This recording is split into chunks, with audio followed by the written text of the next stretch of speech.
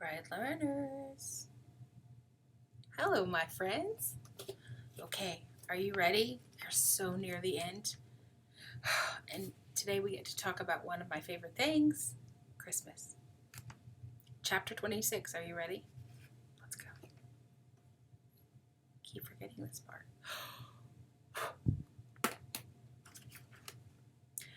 For a long time, it seemed that Christmas would never come. On Christmas, Uncle Andrew and Aunt Delia, Uncle Wesley and Aunt Lindy, and all the cousins were coming to dinner. It would be the best dinner of the whole year. And a good boy might get something in his stocking. Bad boys found nothing but switches in their stockings on Christmas morning. Almanzo tried to be good for so long that he could hardly stand the strain. But at last it was the day before Christmas, and Alice and Royal and Eliza Jane were home again. The girls were cleaning the whole house, and Mother was baking. Royal could help Father with the threshing, but Almanzo had to help in the house. He remembered the switch and tried to be willing and cheerful. He had to scour the steel knives and forks and polish the silver. He had to wear an apron around his neck. He took the scouring brick and scraped a pile of red dust off of it, and then with a wet cloth he rubbed the dust up and down on the knives and forks. The kitchen was full of delicious smells.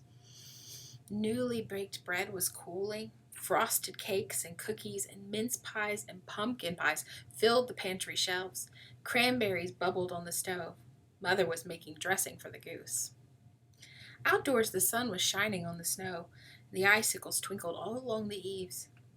Far away sleigh bells faintly jingled, and from the barns came the joyful thud, thud, thud, thud of the flails. But when all the steel knives and forks were done, Almanzo soberly polished the silver. Then he had to run to the attic for sage. He had to run down cellar for apples, and upstairs again for onions. He filled the wood box. He hurried in the cold to fetch water from the pump.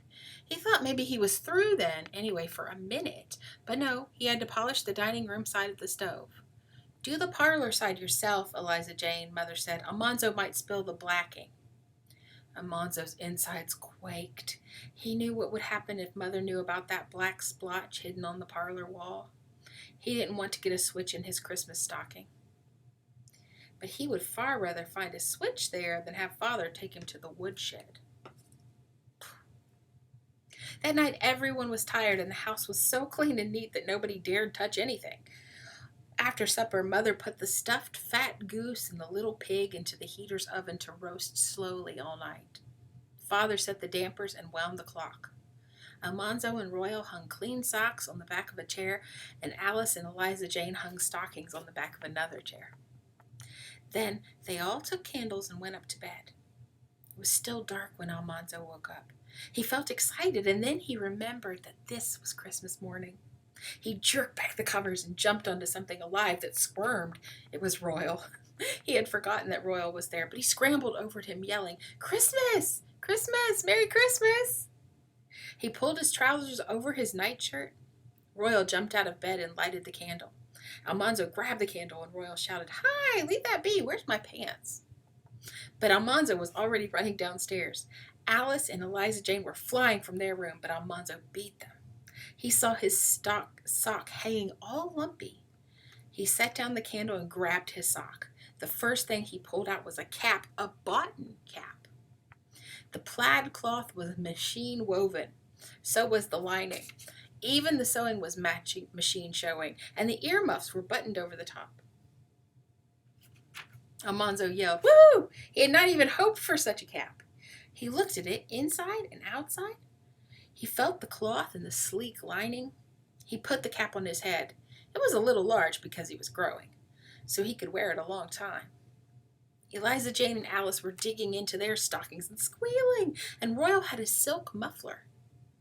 Almanzo thrust his hand into his sock again and pulled out a nickel's worth of horehound candy. He bit off the end of one stick. The outside melted like maple sugar, but the inside was hard and could be sucked for hours. Then he pulled out a new pair of mittens. Mother had knit the wrists and backs in a fancy stitch. He pulled out an orange, and he pulled out a little package of dried figs. And he thought that was all. He thought no boy could ever have had a better Christmas. But in the toe of the sock there was still something more. It was small and thin and hard. Almanzo couldn't imagine what it was. He pulled it out, and it was a jackknife. It had 4 blades. Almanzo yelled and yelled. He snapped all the blades open, sharp and shining, and he yelled, "Alice, look! Look, Royal, looky! Looky, my jackknife! Looky, my cap!" Father's voice came out of the dark bedroom and said, "Look at the clock." They all looked at one another. Then Royal held up the candle, and they looked at the tall clock. Its hands pointed to 3:30. Even Elijah Jane did not know what to do. They had waked up Father and Mother an hour and a half before time to get up. "What time is it?" Father asked. Almanzo looked at Royal. Royal and Almanzo looked at Eliza Jane. Eliza Jane swallowed and opened her mouth, but Alice said, "Merry Christmas, Father." "Merry Christmas, Mother. It's 30 minutes to 4, Father." The clock said, "Tick, tock, tick, tock, tick." Then Father chuckled. Royal opened the dampers of the heater, and Eliza Jane stirred up the kitchen fire and put the kettle on.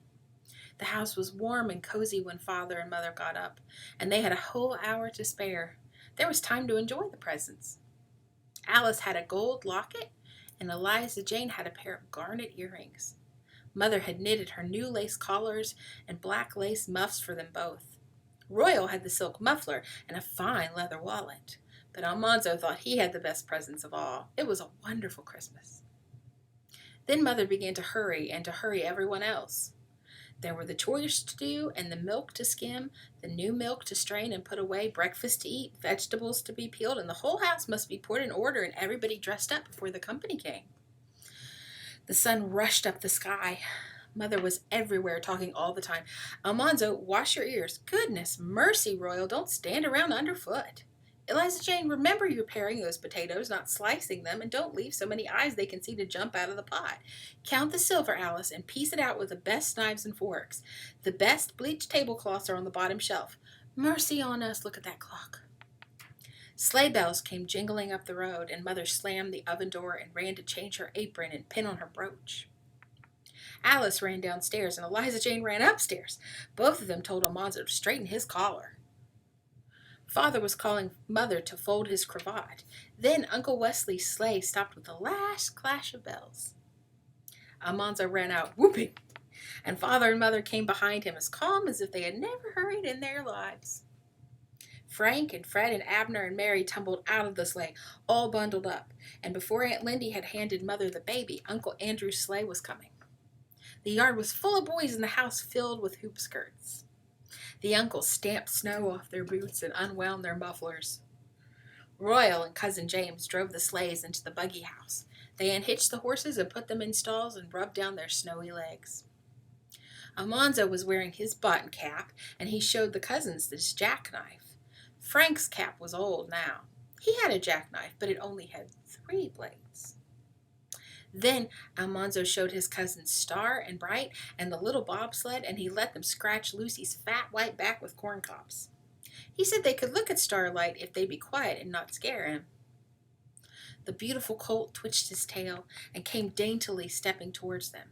Then he tossed his head and shied away from Frank's hand thrust through the bars. "You leave him be," Almanzo said. "I bet you don't dast go in there and get on his back," said Frank. "I dast, but I know better sense," Almanzo told him. "I know better than to spoil that fine colt." "How'd it spoil him?" Frank said. "Yeah, you're scared he'd hurt you. You're scared of that little bitty colt." "I am not scared," said Almanzo, "but Father won't let me." "I guess I'd do it if I wanted to, if I was you. I guess your father wouldn't know," Frank said. Almanzo didn't answer, and Frank got up on the bars of the stall. "You get down off of there," Almanzo said, and he took hold of Frank's leg. "Don't you scare that colt." "I'll scare him if I want to," Frank said, kicking. Almanzo hung on. Starlight was running around and around the stall, and Almanzo wanted to yell for Royal, but he knew that would frighten Starlight even more. He set his teeth and gave a mighty tug, and Frank came tumbling down. All the horses jumped, and Starlight reared and smashed against the manger. "I'll lick you for that," Frank said, scrambling up. "You just try to lick me," said Almanzo. Royal came hurrying around from the south barn. He took Almanzo and Frank by the shoulders and marched them indoors. Fred and Abner and John came silently after them, and Almanzo's knees wobbled. He was afraid Royal would tell Father. "Let me catch you boys fooling around those colts again," Royal said, "and I'll tell Father and Uncle Wesley. You'll get the hides thrashed off of you." Royal shook Almanzo so hard that he couldn't tell how hard Royal was shaking Frank. Then he knocked their heads together. Oh, Almanzo saw stars. "Let that teach you to fight. On Christmas Day. For shame," Royal said. "I only didn't want him to scare Starlight," Almanzo said. "Shut up," said Royal. "Don't be a tattletale. Now you behave yourselves or you'll wish you had. Go wash your hands. It's dinner time." They all went into the kitchen and washed their hands. Mother and the aunts and the girl cousins were taking up the Christmas dinner. The dining table had been turned around and pulled out till it was almost as long as the dining room, and every inch of it was loaded with good things to eat. Almanzo bowed his head and shut his eyes tight while Father said the blessing. It was a long blessing because this was Christmas Day. But at last Almanzo could open his eyes. He sat and silently looked at that table. He looked at the crisp, crackling little pig lying on the blue platter with an apple in its mouth. He looked at the fat roast goose, the drumstick sticking up and the edges of dressing curled out. The sound of Father's knife sharpening on the whetstone made him even hungrier. He looked at the big bowl of cranberry jelly and at the fluffy mountain of mashed potatoes with melting butter trickling down it. He looked at the heap of mashed turnips and the golden baked squash and the pale fried parsnips. He swallowed hard and tried not to look at any more. He couldn't help seeing the fried apples and onions and the candied carrots.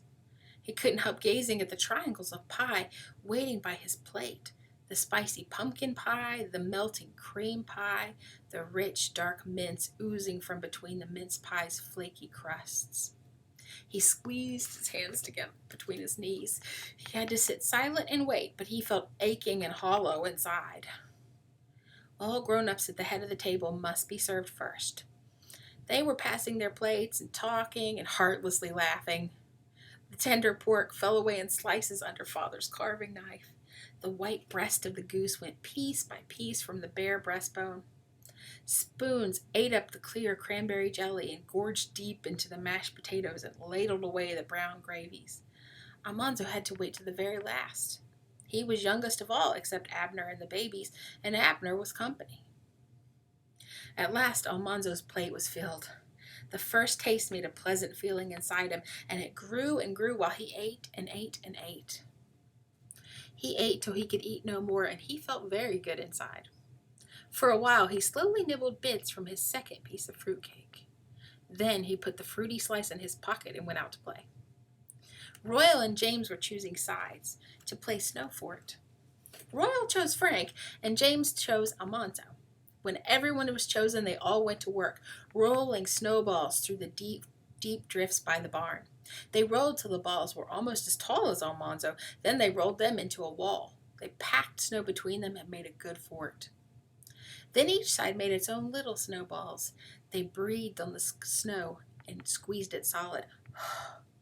They made dozens of hard snowballs. When they were ready for the fight, Royal threw a stick into the air and caught it when it came down. James took hold of the stick above Royal's hands. Then Royal took hold of it above James's hands, and so on to the end of the stick. James's hand was last, so James's side had the fort. How the snowballs flew! Almanzo ducked and dodged and yelled and threw snowballs as fast as he could till they were all gone. Royal came charging over the wall with all the enemy after him, and Almanzo rose up and grabbed Frank.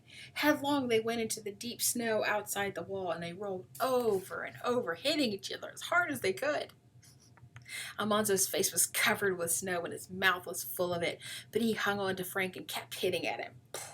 Frank got him down, but Almanzo squirmed out from under. Frank's head hit his nose and it began to bleed. Almanzo didn't care. He was on top of Frank, hitting him as hard as he could in the deep snow. He kept saying, "Holler enough! Holler enough!" Frank grunted and squirmed. He rolled half over and Almanzo got on top of him. He couldn't stay on top of Frank and hit him, so he bore down with all his weight and he pushed Frank's face deeper, deeper into the snow, and Frank gasped, "Enough!" Almanzo got up on his knees, and he saw Mother in the doorway of the house. She called, "Boys, "Boys, stop playing now. It's time to come in and get warm." They were warm. They were hot and panting, but Mother and the aunts thought the cousins must get warm before they rode home in the cold. They all went tramping in, covered with snow, and Mother held up her hands and exclaimed, "Mercy on us!" The grown-ups were in the parlor, but the boys had to stay in the dining room so they wouldn't melt on the parlor carpet. They couldn't sit down because the chairs were covered with blankets and lap robes, warming by the heater. But they ate apples and drank cider standing around, and Almanzo and Abner went into the pantry and ate bits off the platters. Then uncles and aunts and the girl cousins put on their wraps, and they brought the sleeping babies from the bedroom, rolled up in shawls. The sleighs came jingling from the barn, and Father and Mother helped tuck in the blankets and lap robes over the hoop skirts. Everybody called, "Goodbye! Goodbye!" The music of the sleigh bells came back for a little while, then it was gone. Christmas was over. All right, my friends, next chapter is 27, wood hauling. Sounds like another hard work chapter to me. Okay, bright learners, I will see you soon. And until I see you, read good books.